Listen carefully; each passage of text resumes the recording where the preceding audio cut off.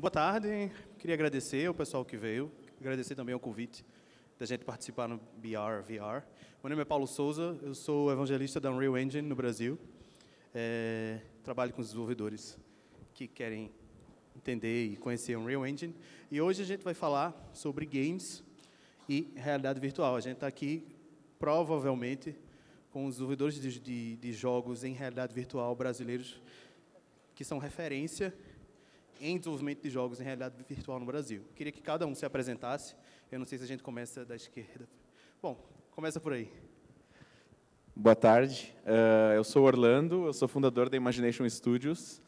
A gente é uma empresa lá de Santa Maria, no Rio Grande do Sul. E a gente vem trabalhando com VR já faz 2 anos e meio.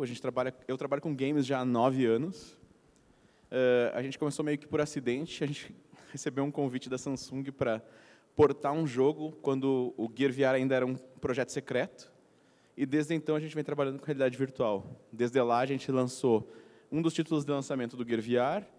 Trabalhamos com a Rovio em 2 projetos dos Angry Birds. E atualmente a gente está desenvolvendo um jogo novo para todas as plataformas, que o nome atual é MonoUse VR. A gente ganhou o Big Festival na categoria Big Starter semana passada.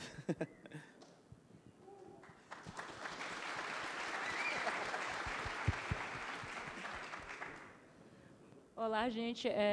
Eu sou Ana Ribeiro, eu sou do Maranhão. Eu comecei a trabalhar com realidade virtual há 3 anos, desde o Oculus DQ1. Com games, eu não tenho tanta experiência, eu comecei há 6 anos atrás, né? Eu era funcionária pública, larguei tudo, é uma longa história. Então, eu comecei na minha carreira de games há pouco tempo e meu projeto final universitário foi o Pixel Ripped, que acabou alcançando assim, uma mídia muito grande e há 2 anos atrás, né, eu acabei montando a empresa, né, eu fundei o Pixel Ripped, a empresa hoje, e montamos um time, hoje somos 10 pessoas, espalhadas pelo mundo todo, a gente é bem indie, né, estamos começando, esse vai ser nosso primeiro jogo, foi feito desde o começo para a realidade virtual, e agora vamos lançar em outubro, né, no PlayStation, Oculus Rift, considerado, eu não sei, eu não, se é o primeiro, eu não sei, do realidade virtual, que o pessoal está falando, até carreguei a tocha olímpica, por causa dessa história de eu ter largado o concurso público e ter feito realidade virtual. Então, pois acho que eu resumi mais ou menos.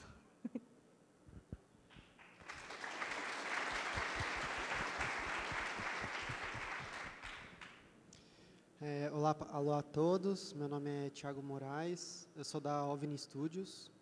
A gente está com o Peroni, o Pop-Up Book aqui no evento. Sou aqui de São Paulo também, trabalho com desenvolvimento de jogos há 16 anos, mais ou menos. E como muitas das empresas aqui no Brasil, sempre focando em Work for Hire, né, jogo encomendado, Advergame e tal. E há 2 anos a gente mudou a chavinha, né? O Peroni foi nosso primeiro projeto autoral, e desde então a gente está tentando focar nisso. E ele é um projeto bem interessante que utiliza uma realidade mista, né? Ele é para celular e ele utiliza a realidade virtual e realidade aumentada também. Então é bem bacana, é uma mistura que a gente está apostando bastante. E é isso.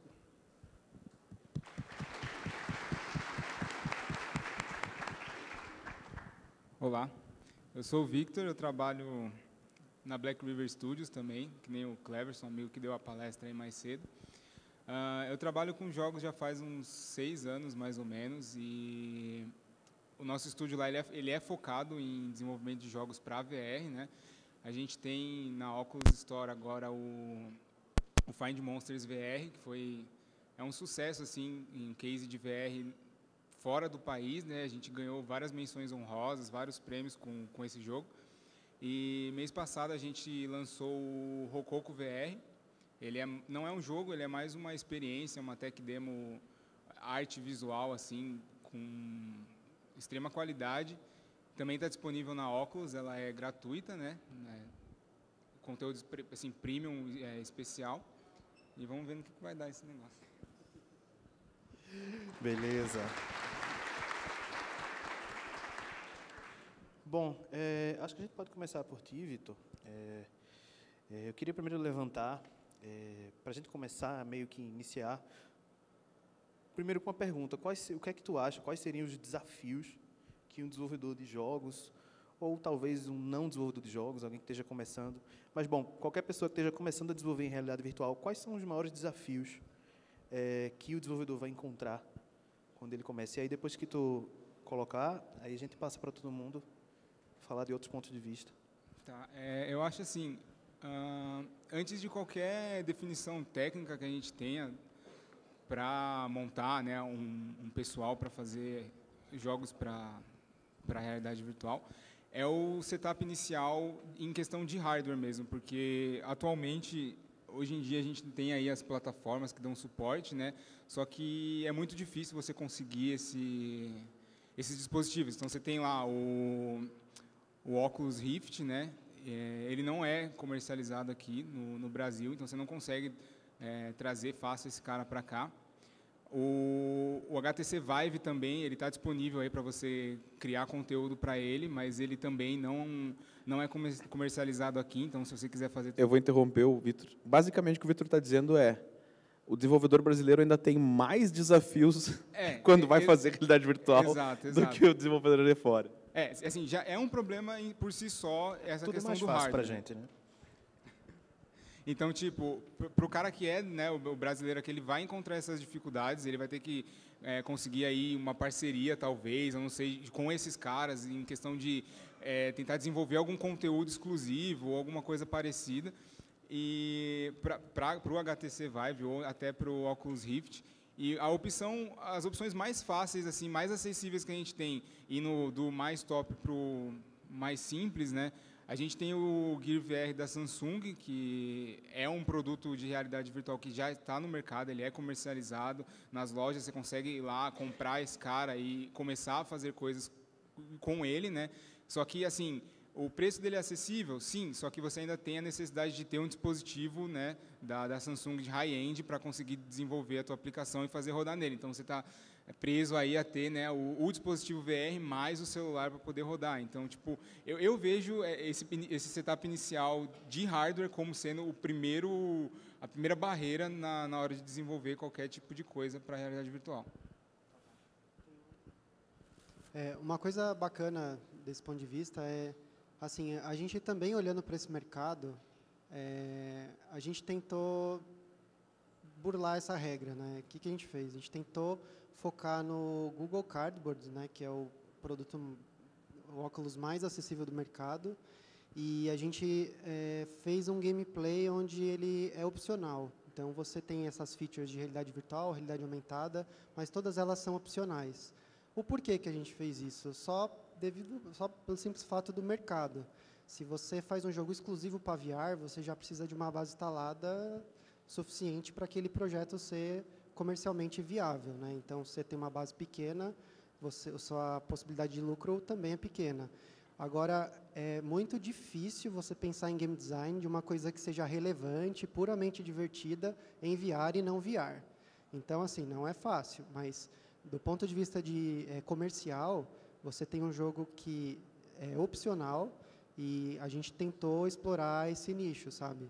Tentar entrar, assim, devagarzinho, não ir direto no HTC, ou mesmo o Gear, que é sensacional, mas tem essa barreira, né? Até porque todo mundo está experimentando ainda, né? Exatamente o que eu vou falar agora.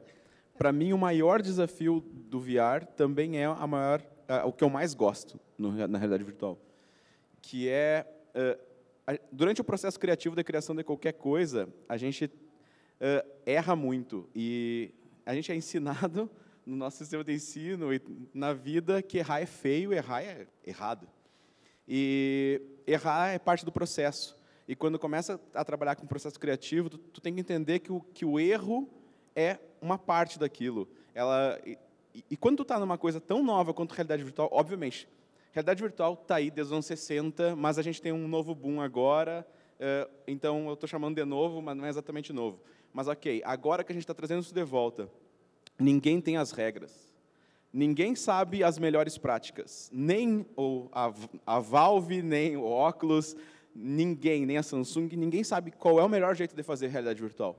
Então, esse é o momento onde a gente tem mais experimentação e a gente se permite errar porque ninguém tem a regra. Então, isso, para mim, é o maior desafio e a coisa mais divertida de fazer VR. Eu concordo, eu ia até falar a mesma coisa. O desafio de ter os headsets, dos capacetes, conseguir realmente o hardware. Existe, eu não tive tanto essa dificuldade, porque eu comecei na Inglaterra, e lá tinha um contato de uma pessoa do óculos nos eventos, que foi por aí que eu comecei, e eu consegui encomendar o óculos de lá. Então, é bem diferente de você. Eu tentei, amigos meus no Brasil, como é que eu faço para comprar um óculos? Como é que eu faço? 2 anos atrás. É muito difícil, tinha que mandar ilegalmente, coisa daquele jeitinho brasileiro, coisa assim muito, muito difícil, né? Além da dificuldade de estar trabalhando com uma plataforma nova. Então, o que eu tive mais dificuldade, assim, que é o que eu realmente me motiva mais, que até tu tocaste no assunto, de estar trabalhando com algo tão novo que todo mundo, ao mesmo tempo, está aprendendo. O que acontece? Você está trabalhando, por exemplo, a gente trabalha com Unity. O Unity está se adaptando o tempo todo. Então, você está ali, seu jogo, está ali fazendo o jogo, está funcionando, mudou e tal. Aí vai o Unity, update. Update, modifica, porque eles também estão se integrando com realidade virtual. Criou uma nova realidade virtual, marca a caixinha, ela vai funcionar. Vai achando que vai funcionar de primeira, não vai. Então, a gente tem que se adaptar às mudanças da plataforma, Unity, Unreal, todo mundo está se adaptando. Tem um desafio extra, exatamente, que é isso, né? Isso. Que de 6 em 6 meses a gente vê mudanças gigantescas nas próprias plataformas que a gente vem trabalhando, assim. Daqui a pouco o óculos anuncia que, ok, agora a gente vai ter controle de movimento também. E assim a gente tem que ir se adaptando, sabe? Se a gente não estiver completamente atualizado, a gente já está perdendo tempo, porque é novo para todo mundo. E aí, controle novo, headset novo. Aí também tem o debate qual headset que você vai se concentrar mais. Tem tanto headset. Às vezes eu me encontro assim em casa, assim, é tanto cabo que parece que eu estou no Matrix, né? Realmente o Matrix está aqui, gente. Cabo, aí você fica com tanto cabo, parece um cientista maluco. Mas é isso que é a beleza, né, de trabalhar com algo tão novo. Que a gente se vê assim, aprendendo de tudo ao mesmo tempo e tentando assim não sair e perder o barco, né? Mas ao mesmo tempo tentar se adaptar o jogo, se adaptar à tecnologia, software, hardware, tudo ao mesmo tempo. É interessante que ao mesmo tempo que é uma dificuldade, né, para os desenvolvedores, é uma oportunidade de negócio também, porque os meninos aqui do Brasil estão concorrendo com o pessoal na Valve fazendo VR, estão concorrendo com a gente da Epic fazendo jogos em realidade virtual, e a gente também não faz a mínima ideia de como fazer jogos em realidade, igual a vocês. Assim, os problemas que a gente passa são os mesmos, porque ninguém fez isso. Então, é oportunidade de negócio. Para quem se posicionar agora nessa etapa, vai ter que gastar uma grana, mas quem se posicionar agora nesse momento tem uma chance muito legal. E aí, tentando fazer o gancho disso, e aí, passando agora um pouco para uma coisa mais técnica, e aí eu sei que aqui a gente vai ter alguns conflitos, mas do ponto de vista técnico, e aí, botando a mão na massa, o que é que vocês acham que deve ser a prioridade da equipe para quem está começando a desenvolver jogos, na realidade, conteúdo em realidade virtual, mas tentando focar um pouco mais em jogo? Eu não sei por onde eu... bom, já foi. Acho que eu vou responder de primeira. Otimização. Assim, tipo, o ponto principal em qualquer aplicação que você vai ter de realidade virtual é a otimização.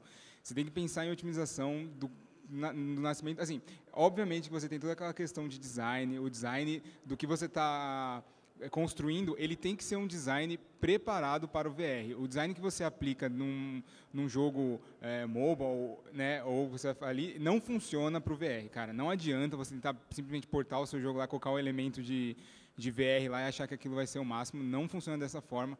O design do seu jogo, do princípio, tudo que você vai fazer, interface, legenda, enfim, qualquer coisa que você vai colocar lá de conteúdo do design do jogo, ele tem que ser pensado no VR, mas entrando aí já na mão na massa, é otimização, porque você tem que garantir que a tua aplicação ela não vá ter um frame rate abaixo de 60, que é o mínimo esperado de qualquer aplicação que você tenha no VR. Se não, Porque, caso contrário, você vai causar motion sickness no teu usuário, ele vai passar mal, ele vai ficar com tontura, ele vai vomitar, não vai ser confortável para ele a experiência de jogar.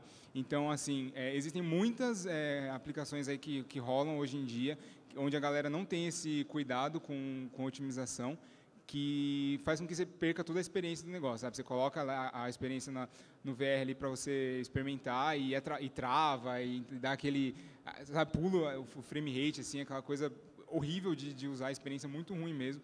Então, assim, a minha opinião é que a otimização tem que ser o principal, é a performance acima da qualidade visual, ou que seja, sabe? Encontrar maneiras de manter ainda a qualidade, contanto que a performance seja 100%. Pegando até o gancho aí do que tu está falando, eu também concordo. Eu acho que o principal foco que deve ser do time é no usuário final.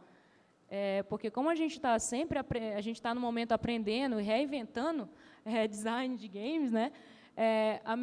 A pessoa melhor para te dar essas respostas que a gente está buscando são os jogadores. Então, eu mudei muito mesmo o jogo observando gente jogando, porque você vai buscar na internet, não tem muito teoria, não tem, a gente está montando agora. Então, eu tive essa decisão de você não vai andar no jogo. Eu tive essa decisão quando eu estava no curso e muitas pessoas, meus colegas de curso, me condenaram muito. Isso não vai dar certo, você não vai andar. Eu não, vai estar sentado jogando o jogo, porque é assim que a gente joga jogo. No jogo você está jogando o jogo, você vai estar sentado. E foi muito difícil, porque meu diretor, meus professores, todos contra, não, isso não vai prestar. E eu tomei aquela decisão observando as pessoas jogando o jogo, o design do jogo que a gente estava atrás, que era a pessoa ter essa experiência de ser jogador. Então, às vezes, você tem que observar as pessoas e jogar fora todos os design, teorias que funcionam em jogos tradicionais. Todos os preconceitos, né? E simplesmente abrir a mente. Fazer jogo ainda é fazer jogo em VR. Isso não muda. As bases de pensar game design, estrutura, isso não muda. Agora, o paradigma de onde é que aquilo vai ser consumido é completamente diferente. Então, não adianta. Uma das coisas que eu mais... Para mim, a maior mudança, já que eu venho de um background de arte e design, é a interface. A gente não tem como colocar a interface como a gente coloca em tela, que tem a vida aqui de um lado, o teu ponto do outro, tempo. Esquece isso, sabe? Na realidade virtual, isso tem que estar integrado com o sistema, ele tem que ser feito como uma realidade aumentada dentro da realidade virtual, tem que ser repensado. Não, eu só ia comentar de estar sentado, exceto o Pokémon GO, né? De resto... Isso que a Ana falou, I'm not supposed to talk here, mas uma coisa que eu percebi no desenvolvimento do Bullet Train, como os caras não sabiam nada, eles basicamente precisavam iterar em cima da reação das pessoas. Uma coisa que eles descobriram durante o desenvolvimento é que eles não conseguem que as pessoas verbalizem os problemas. As pessoas não conseguem falar por que aquilo incomoda. Né? Então, basicamente, é a observação. Você tem que olhar as pessoas jogando e anotar a reação das pessoas e tentar tirar dali um insight para poder desenvolver. Como a gente a nossa empresa começou bem pequena, começou no meu curso com um projeto universitário, eu não tinha condição de fazer um playtest, organizar QA, Q&A, tudo isso. O que eu fiz, que resolveu, foi pegar uma cervejinha e oferecer para o pessoal da universidade. E aí eu fiz um questionário e eles responderam as perguntas lá. E impressionante, tanto de coisa que você pega com um grupo de 50 pessoas. Coisas que eu joguei níveis todo fora. Coisas que você imagina que vai dar certo numa tela de computador tradicional. É impressionante a reação que você pode pegar em realidade virtual totalmente oposta. Por exemplo, uma tela escurecendo. Num jogo normal, você vai passar de uma cena para outra, escurece a tela, abre outra tela. Eu fiz isso no jogo e tinha gente gritando, chorando. Meu Deus, é filme de terror, o que está acontecendo? Porque você não está escurecendo uma tela, você está escurecendo o mundo daquela pessoa todinha. A pessoa, de repente, está no escuro. Então, virou um jogo de terror. Você pega uma reação que você nunca imaginaria se você não olhar a pessoa jogando. Eu fiquei impressionada. Isso foi uma das coisas que me chamou muita atenção, mesmo que esqueça. É um exemplo aí de uma das coisas. E aí, A gente é engraçado, a gente começou falando um pouco do ponto de vista técnico e meio que engatou um pouco sobre o game design, que não deixa de ser técnico, né? De certa forma, não é programação, mas para a gente tentar organizar o pensamento aqui, especificamente, qual a opinião de cada um de vocês, que tem perfis diferentes dentro das equipes, o que é que muda no processo de criação, o que é que muda no processo de game design do jogo? Aí, se tu quiser começar... Eu acho que a primeira coisa mais fundamental é essa, o playtest é fundamental num nível muito maior. A gente participou de 2 acelerações no último ano, uma na Malásia e outra no Vale do Silício. E enquanto a gente estava na Malásia, uma das atividades da aceleração era playtest a cada 15 dias com perfis completamente diferentes. Então, a gente teve crianças, universitários, pessoas mais velhas. Então, a gente pôde testar elementos da mecânica básica do nosso jogo com diversos públicos e ver o que não estava funcionando, o que estava funcionando, quais das nossas suposições. Porque quando a gente começa a fazer um jogo, a gente escreve o jogo e parece que o jogo está pronto ali na nossa cabeça já. E a gente vai testar e ver que está tudo errado. Ou, isso aqui deu muito certo, mas isso aqui deu muito errado, e agora eu preciso achar um balanço dessas duas coisas. É iteração constante.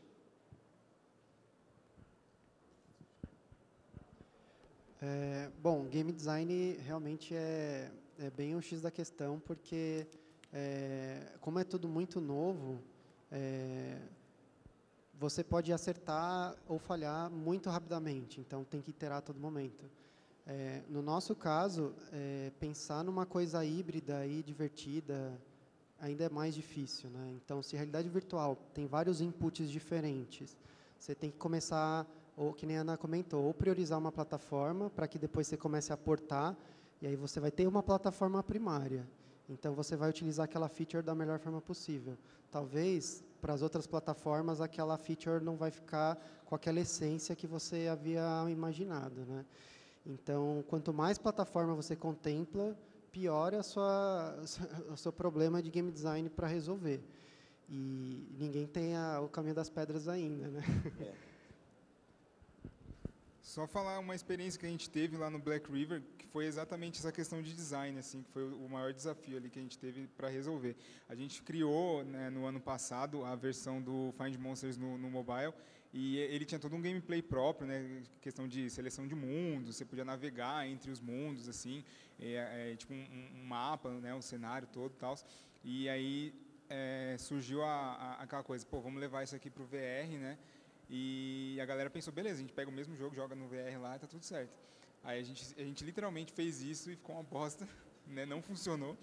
E aí foi que a gente descobriu essa coisa assim, o design tem que ser pensado no VR, e foi a coisa mais importante que tipo, virou prioridade para a gente lá no estúdio, que fez com que o jogo mudasse completamente a cara. Então, assim, muita feature que a gente tinha dentro do mobile não funcionava no VR, a gente simplesmente teve que tirar fora do jogo, e coisas que funcionavam, que eram bacanas, mesmo assim ainda tiveram que ser aprimoradas para funcionar muito mais divertido no VR, porque existiam coisas que, por exemplo, quebrava a imersão do usuário no VR, e você fazer isso é uma das piores coisas que você pode fazer também, porque o cara está lá naquele mundinho novo, e se você desliga ele dali, e não tem mais referência de nada, e fica perdido, e meu Deus, o que está acontecendo? Socorro, sabe?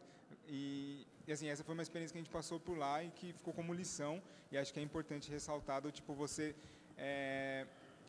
sempre considerar o design do seu jogo voltado para o VR e tomar cuidado com as decisões que você vai tomar em gameplay mesmo e etc. Duas coisas também que eu me lembrei, legais de falar, que a gente está falando de game design. Eu acho que game design no VR a gente tem que simplificar mais ainda.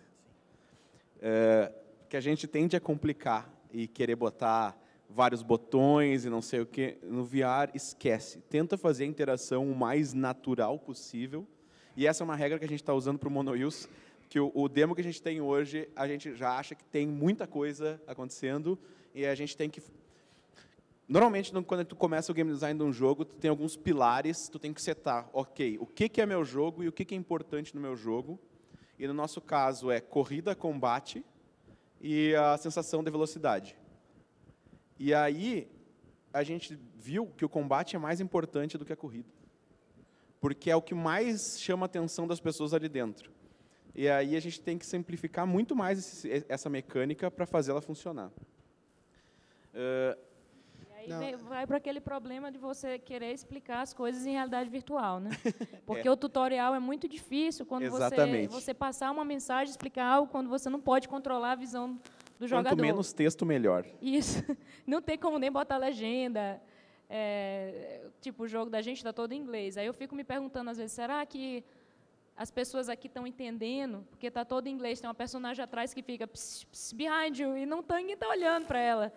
Será que é porque está em inglês, ou será que não está funcionando essa menina falando? Então, não vai ter como a gente botar uma legenda e traduzir. Realmente, o que eu quero é dublar. Vai ter que dublar, botar na língua de cada país. Eu não acho que vai ser tão imersivo, porque eu acho que a realidade virtual é um dos desafios. Você tem que tentar fazer mais próximo para funcionar da realidade. Você não fala com as pessoas e olha a legenda em cima da cabeça das pessoas. Eu acho que quebra um pouco a imersão. Então, o ideal, o que eu quero fazer é dublar o jogo para português, mas é trabalho, fora a animação de todos os personagens. Então, acho que esse é um outro desafio, legenda, tutorial, como é que vai segurar a cabeça da pessoa e olhar. Você tem uma coisa importante acontecendo bem aqui, a pessoa pode estar olhando para o ventilador, para o teto, está curtindo a realidade virtual. Então, às vezes, eu tenho que usar personagem, coisa de dentro do mundo para vir. Às vezes, eu tenho uma borboleta que eu coloquei, que entra assim pela janela e a pessoa voa na frente da pessoa. E a pessoa segue a visão e segue e olha a borboleta. Foi o jeito que eu achei da pessoa olhar para cima, porque se você olhar para cima, tem um chiclete no teto da escola, e se você ficar olhando, ela cai no sono e vai para um nightmare com um zumbi. E ninguém ia. Gente, como é que eu vou dizer isso? Onde eu vou botar? Aí eu botei o jeito que eu achei mais natural, foi botar essa borboleta voando, porque o jogador tende a seguir a visão de alguma coisa que chama a atenção. Mas é um dos maiores desafios que eu acho, assim, como ensinar, como fazer tem que fazer tudo muito simples, ou então arrumar, se vira nos 30, tentar ser criativo para como vai ver, onde a pessoa está olhando e tentar ver onde a pessoa está olhando naquele momento, chamar a atenção, ensinar como joga o jogo. É complicado. E de não quebrar a imersão, não ficar uma coisa forçada, né? E é uma coisa que vocês falando aí da imersão, é uma coisa que é engraçada. Quando os caras estavam fazendo o Bullet Train, quem não conhece Bullet Train, é um dos demos da Unreal Engine de realidade virtual. Os melhores jogos que eu já joguei. Obrigado. Só reforçar aqui. Eles utilizam o controle de movimento do Oculus Touch, e você basicamente segura as armas e interage. E é engraçado, o jogo começa num trem, num metrô, né, para até você chegar no cenário. E, tipo, o metrô tem aquelas argolinhas que você segura, tipo, para as pessoas baixinhas conseguirem segurar. E a galera fez um cenário super realista e colocou aquelas argolas, só que a argola não tinha interação nenhuma. E a primeira coisa que as pessoas faziam quando entrava no jogo era tentar mexer nas argolas. E aí, o que acontecia? Todo mundo ficava desapontado porque a argola não tinha física. Então, essa coisa é engraçado. As pessoas vão tentar interagir em realidade virtual da maneira como elas interagem com os objetos na vida real. Então, você tem que estar preparado a atender essas expectativas, né? Vai acontecer, e é por isso que é essencial a observação, como as pessoas estão jogando o seu jogo, a sua experiência, para que você consiga evitar ou reduzir ao mínimo essas quebras de imersão dentro do jogo. Eu lembrei de mais uma coisa da game design que é legal de falar, uma experiência boa que a gente teve. Enquanto a gente estava lá no Vale do Silício, parte do time estava lá e a parte do time estava no Brasil. E a gente estava começando a fazer as pistas, o design das pistas. E a gente estava sofrendo para passar para o game designer que estava no Brasil como que ia ser a ideia que a gente tinha, sabe? E aí a gente resolveu fazer aquilo em realidade virtual. E aí mudou tudo. E eu estou enrolando para fazer um artigo sobre isso há horas, mas eu tenho que fazer, porque isso é uma mudança muito grande de paradigma de fazer jogo, sabe? A gente usou o Tilt Brush, que é a ferramenta que a gente tinha à disposição. Não sei se todo mundo conhece, o Tilt Brush é uma ferramenta de desenho em realidade virtual. E a gente começou a fazer o level design todo no Tilt Brush. A gente, em 2 ou 3 minutos, a gente conseguia prototipar. A gente estava pensando daquele trecho de pista, a gente conseguia salvar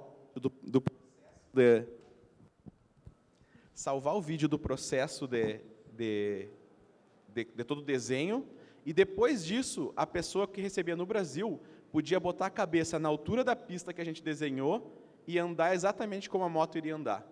Ou seja, em 2 minutos a gente prototipou o level design. E eu acho que essa mesma experiência a gente vai acabar tendo tanto na Unity quanto no Unreal. Eles estão trazendo agora editores em VR. E isso vai mudar muito a forma como a gente faz jogo. Porque o game designer vai poder escalar objeto, colocar objeto, testar coisas muito mais fácil, já vendo como vai ficar no produto pronto. Sim. Inclusive, na Unreal você já pode testar, já está em beta. Eu não sei como é que é na Unity, mas na Unreal você já pode testar isso em beta. Eu queria depois, daqui a pouco eu queria abrir um tempinho para perguntas, mas a gente tinha planejado falar um pouquinho sobre realidade aumentada, jogos em realidade aumentada. E você trabalhou com Perônio, que tem realidade aumentada. Eu queria saber se tu tem alguma consideração que tu acha que seja interessante para quem esteja querendo entrar nesse universo. Olha, a realidade aumentada é muito legal. Mas a gente sentiu, né? O momento nunca foi tão propício, era visto muito como um gimmick, né? Aquela coisa que só é a tecnologia pela tecnologia, né? E temos um caso recente aí, Pokémon Go, que não é assim uma realidade aumentada, né? Mas está servindo como um grande, está democratizando, né? Então, quando a gente falar realidade aumentada agora, acho que muito mais gente vai saber do que se trata do que há pouco tempo atrás, né? E nas curvas, sempre o pessoal diz que a realidade aumentada vai ser, né, uma crescente muito grande, vai se tornar maior que VR, mas ainda é o momento de realidade virtual. E pensar em realidade aumentada, a dificuldade é tão grande ou maior que a realidade virtual, porque tem muita gente pensando em realidade virtual. Realidade aumentada ainda não são tantos assim. E, assim, é muito divertido, prazeroso, mas é uma coisa mais a pensar a médio e longo prazo, assim. Mas algum de vocês acham, ou concordam ou discordam, que quem está se posicionando hoje em realidade virtual está alguns passos à frente para quando a realidade aumentada, ou que queiram migrar para a realidade aumentada no futuro? Você acha que quem está em realidade virtual tem vantagens para depois tentar entrar no mercado de realidade aumentada, ou são coisas completamente diferentes? Eu acho que não é, assim, é bem diferente, né? A experiência, a princípio, já é 100% diferente, mas em termos de usabilidade, tem muita semelhança. O próprio Orlando comentou que muitas das interfaces, né, as HUDs do jogo, a gente já trabalha elas como realidade aumentada, né? Então, o input ali é o mesmo, se você parar para pensar que os devices de realidade aumentada como HoloLens, Magic Leap e tal, e alguns outros estão vindo por aí, eles vão usar esses inputs. Então, é uma grande convergência. Existem muitas iniciativas como Leapmotion, tal, todas elas são interessantes, mas não tem como crescer exponencialmente e cada vez ter mais. Chega um momento que algumas vão se destacar e vão ser usadas como as principais, né?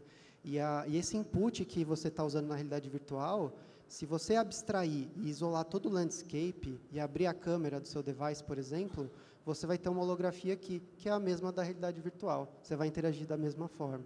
Eu vou aproveitar o gancho da pergunta, que eu acho que não só na realidade aumentada, mas saiu na Wired há cerca, acho que uma semana atrás, duas, uma pesquisa de quais vão ser os principais usos da realidade virtual no futuro. E é educação, depois é saúde, depois é simulação, depois é vídeo e, em quinto lugar, é jogos. Agora, tem um detalhe importante. Quem vai produzir conteúdo para essas 4 primeiras antes dos jogos é a galera que sabe fazer games, porque é quem mais entende de produção de conteúdo para aquilo. Quem faz jogos hoje está muitíssimo bem posicionado. Quem faz jogos que trabalham com essas game engines está muitíssimo bem posicionado para poder dominar esse mercado, pelo menos durante algumas décadas, até que ele se torne algo extremamente popular.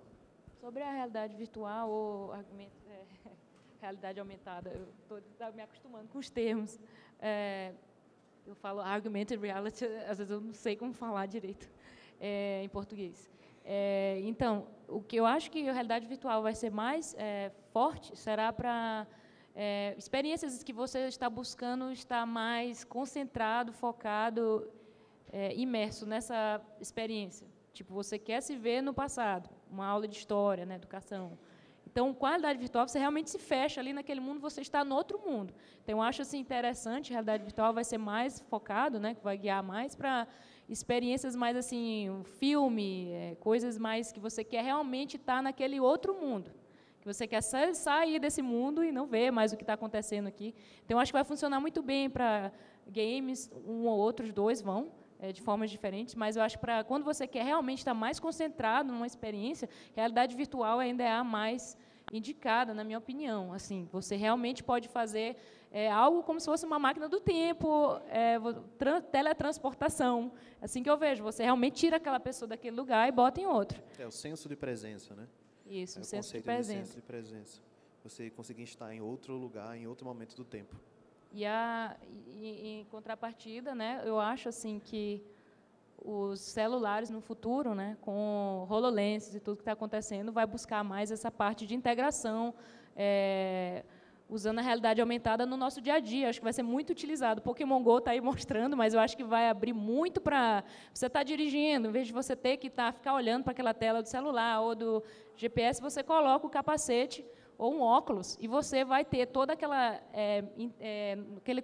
toda aquela informação que a gente tem que buscar hoje em dia num celular, olhar para baixo, que não é muito natural, não funciona muito bem, na minha opinião, vai ser tudo integrado, mais natural, se a gente estiver usando um óculos, um HoloLens, algo mais integrado à nossa realidade, porque você vai ver as coisas no mundo e sem você ter que perder a visão da realidade para você acessar a informação. Tipo, eu posso adicionar ele aqui no Facebook olhando para ele, eu posso olhar aqui para a audiência e já ver todo mundo, o nome, as pessoas que eu quero adicionar, coisas assim. Tendência natural da computação, né? Quer dizer, você interagir com o computador com a linguagem natural. A gente já tem o Siri, o da Google, quer dizer, já tem voz, próxima tendência, o da Cortana, da Microsoft. A tendência é ficar cada vez mais complexo isso. A gente tem alguns minutinhos, são 10 minutos para perguntas, 15 minutos para perguntas. Tem bastante pergunta, então acho melhor a gente começar agora. A menina está um pouco desesperada.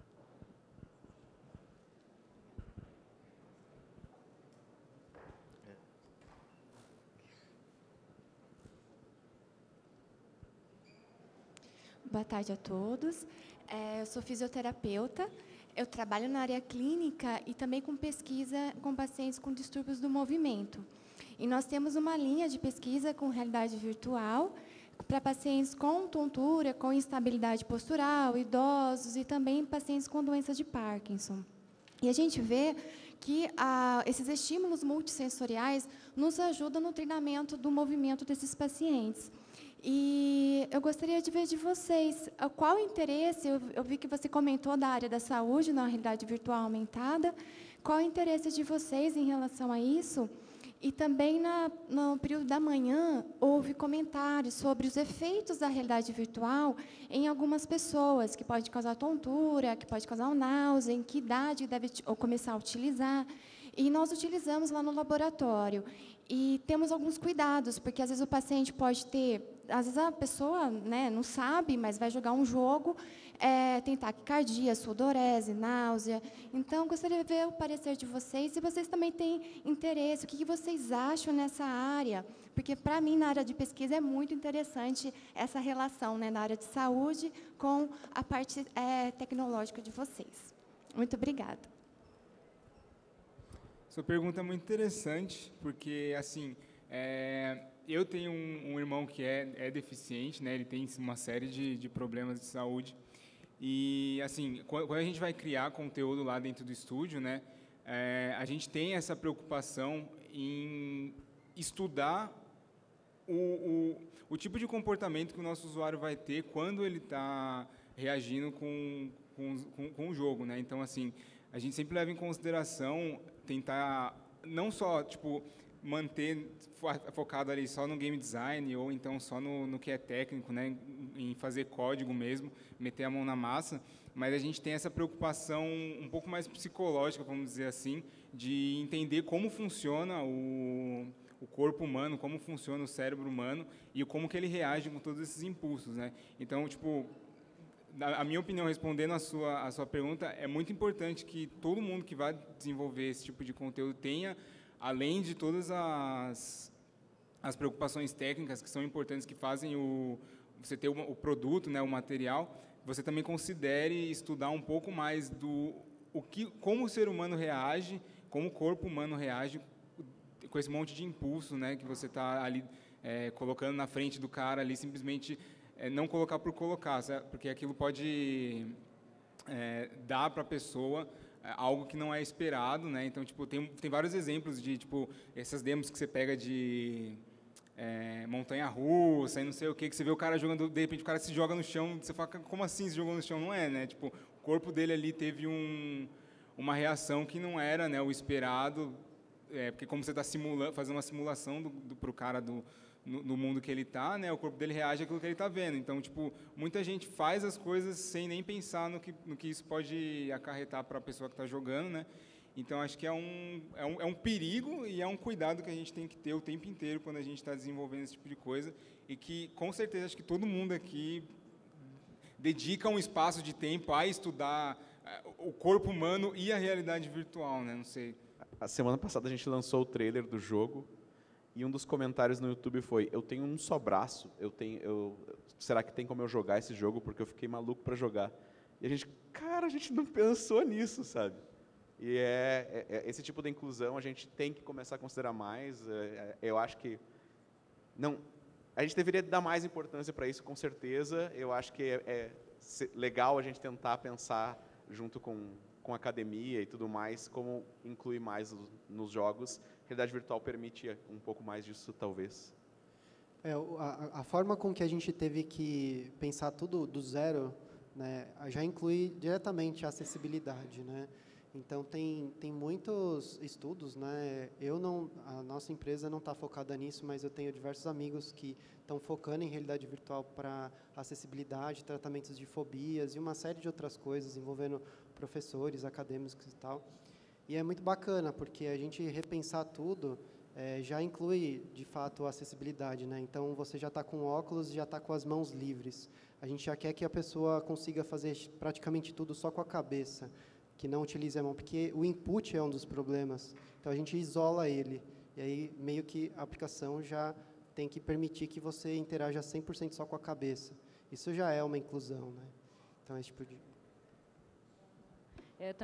Eu fiz minha dissertação sobre... porque eu tenho graduação em psicologia também e fiz mestrado em game design. E minha dissertação eu me foquei em como utilizar a realidade virtual para fazer as pessoas que estão em ambientes há muito tempo, tipo hospitalar, em caso de ambiente que estão sofrendo, uma forma de escapismo daquele ambiente, como aquilo poderia contribuir para uma melhor qualidade de vida daquele paciente. E quando eu estava fazendo essa pesquisa, tem várias coisas, até antes mesmo de Oculus Rift e tudo mais, sobre como tratar fobia, né? Foi interessante tu falar. Tem também...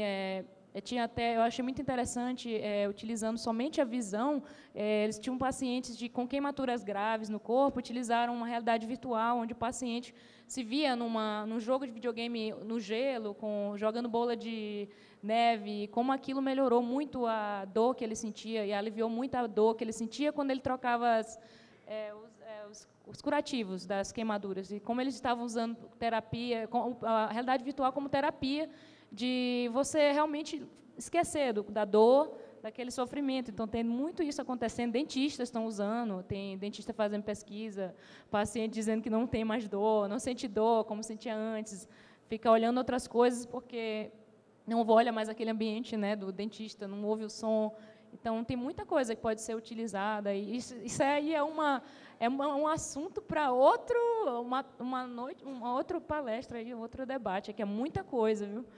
Se quiser depois conversar com a gente, depois a gente vai estar ali. Eu te passo até links, eu conheço pessoas que trabalham só com fobia, ou só especializada em coisas, tratamento. Então, posso te passar os contatos para perguntar coisas mais específicas, né? Acho que a gente tem tempo para mais uma pergunta. Sim. Tudo bem? Meu nome é Lawrence, eu trabalho com produção de áudio e locução. No caso dos jogos de vocês têm usado as engines para trabalhar a posição, a relação da sonoridade dos ambientes com o jogador, e especificamente no caso de realidade virtual, as engines como a Unity estão dando suporte para isso? Então, assim, Essa foi uma pergunta que a galera está tendo bastante curiosidade para saber como que é tratado a áudio, né, no VE, no 3D.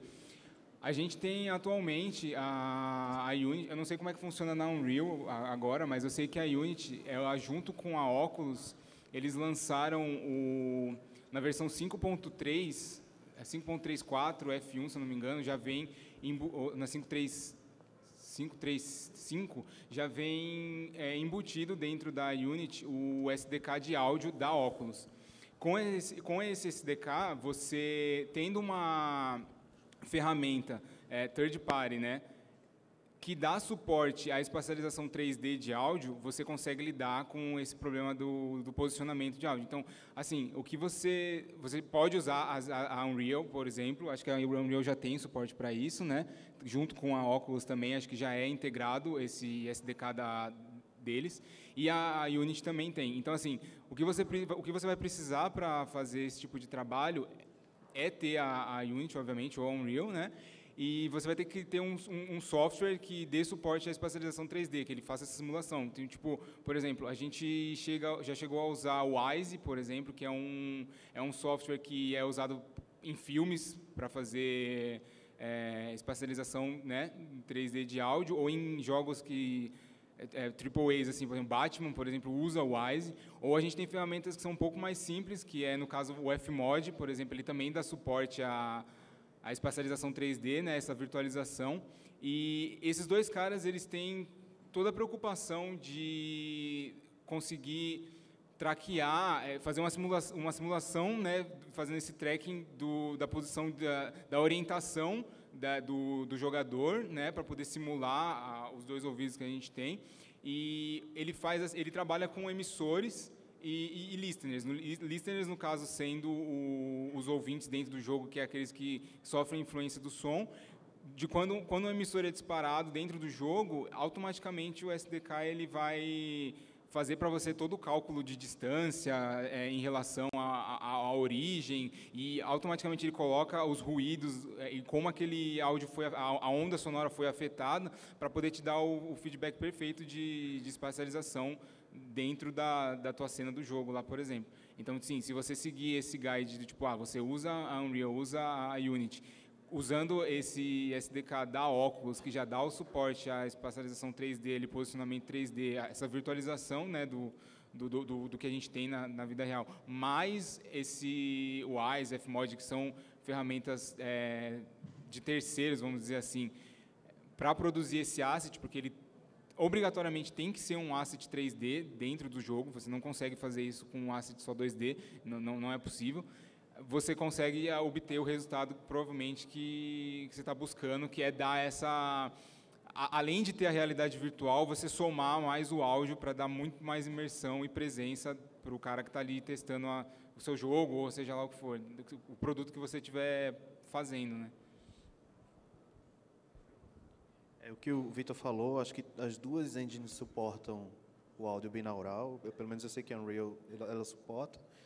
Hoje o áudio binaural ainda é uma adaptação, na realidade, como ele falou, você tem que utilizar vários SDKs, mas o processo de gravação você ainda tem que gravar em modo binaural. Acho que teve uma palestra mais cedo onde o pessoal falou que tipo de artefato você usa, você tem que tentar simular a reverberação das ondas de áudio dentro do seu ouvido, na forma da orelha e como é que ela reverbera em carne, em cartilagem. Então, tem umas maneiras de você gravar para você fazer isso, mas eu acredito que daqui a alguns anos o EndGo vai ser um plugin onde você vai simplesmente carregar um áudio normal, que você gravou no microfone normal, e o plugin vai ser capaz de processar em tempo real aquilo e transformar em binaural, como se fosse um tipo de simulação. Acho que isso deve acontecer em breve, porque facilita e barateia o processo de criação de áudio para a realidade virtual.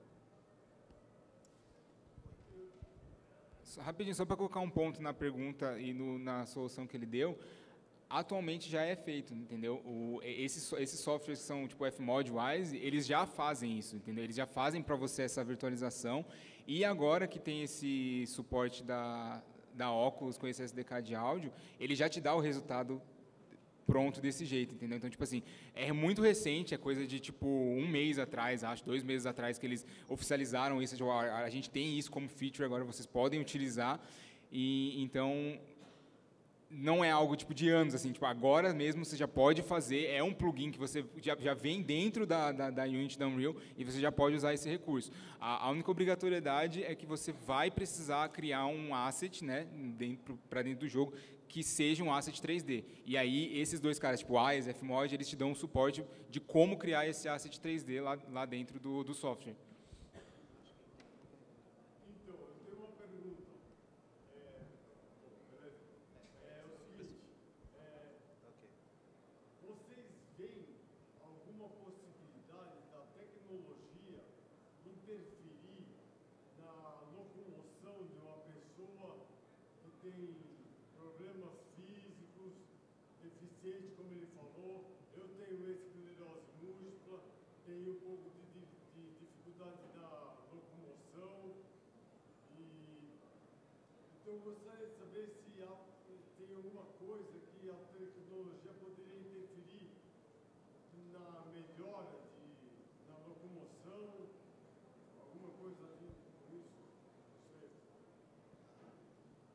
Na minha visão, vai melhorar, vai fazer várias coisas, várias áreas da nossa sociedade vão...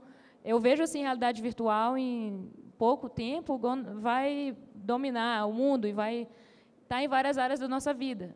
Hoje em dia, a gente já vê até empresas que têm funcionários fazendo reuniões em realidade virtual, que você trabalha, você faz mais coisas até com a realidade virtual sem você ter que se locomover do seu local. Eu acho assim que vai somar. Eu não vejo como que vai ser uma coisa contra, mas eu acho que vai ajudar nas desabilidades, porque você vai poder ir mais além com a realidade virtual. Mas eu digo assim, não visualmente, assim, visualmente vai ser entretenimento para a pessoa que está em casa, está acamada, tal, realidade virtual vai ser muito legal, muito produtivo, mas eu digo fisicamente. Sabe? Eu tenho certeza absoluta, mas aí é o estômago que vai. Eu não sei como, porque aí tem que perguntar aos universitários. Mas eu tenho certeza absoluta que vai. Porque imagina assim, quando você tem que ir a algum lugar fisicamente hoje em dia, às vezes você não tem outra opção, você tem que ir lá pessoalmente. Mas com a realidade virtual, do jeito que as coisas estão indo, com as companhias que a gente está vendo em eventos, que estão já criando essas possibilidades, eu acho que vai bem mais além, não só na área de game, na área de entretenimento, mas na área de trabalho, na área de... Várias áreas da nossa vida vão poder utilizar a realidade virtual. Então, você não vai precisar se locomover, você vai, com a realidade virtual, estar em outros lugares que outras pessoas estarão, e interagir melhor com essas pessoas. Tem a nanotecnologia, né, tá trabalhando forte nisso, e também tem essas impressoras 3D que estão, né, fazendo tudo praticamente, órgãos e tal. É uma convergência de tecnologias, eu acho que vai ser. Não vai ser a realidade virtual nesse caso. Eu acho que é uma convergência de robótica, impressão 3D, realidade aumentada, que pode ajudar as pessoas aí em outras áreas. Corpo aumentado, eu acho que quando... augmented body, né, fazendo a tradução. Quando a gente começar a ter membros elétricos, eletrônicos, vai precisar de indicações visuais, vai precisar de treino para a pessoa se acostumar com aqueles membros novos eletrônicos. Então, a realidade virtual vai servir para isso. A realidade aumentada vai servir para ensinar o cara você está fazendo o movimento errado, para dizer na hora o que ele precisa fazer. Então, é uma convergência. Eu tenho certeza. Não é por acaso que educação e saúde são tidos como os dois principais usos da realidade virtual.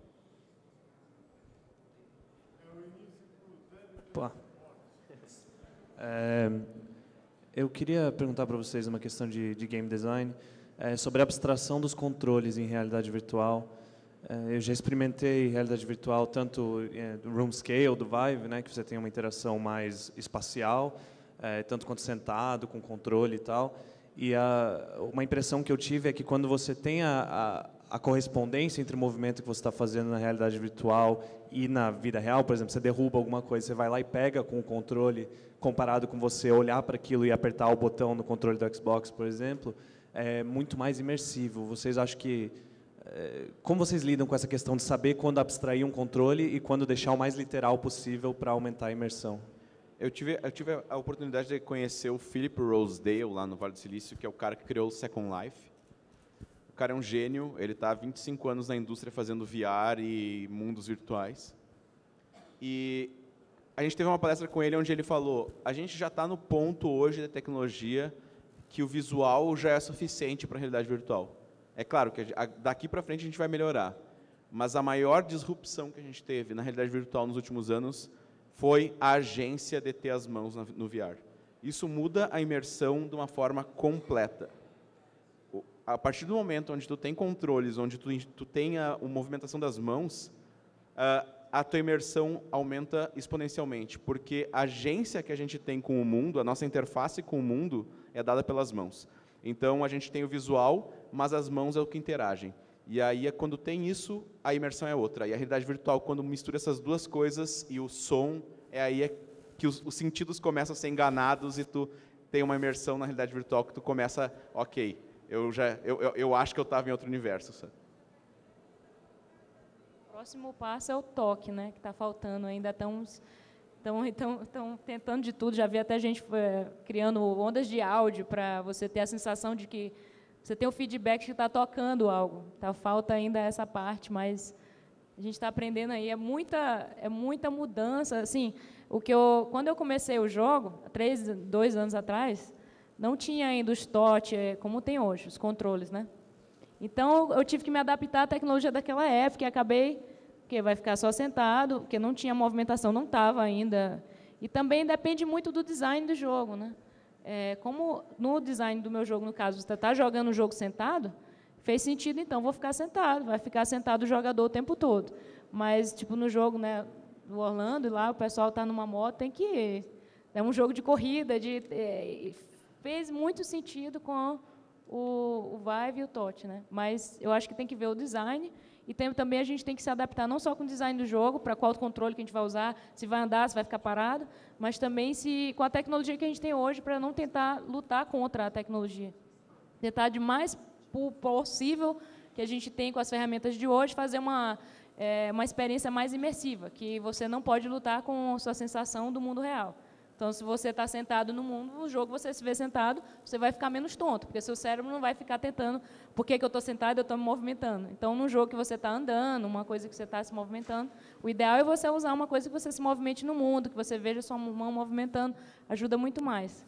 Tudo que compara com o mundo real, do seu corpo, sua movimentação, sua posição, na realidade virtual, vai ajudar a experiência ser muito mais imersiva, porque o seu cérebro não vai ficar em conflito, né?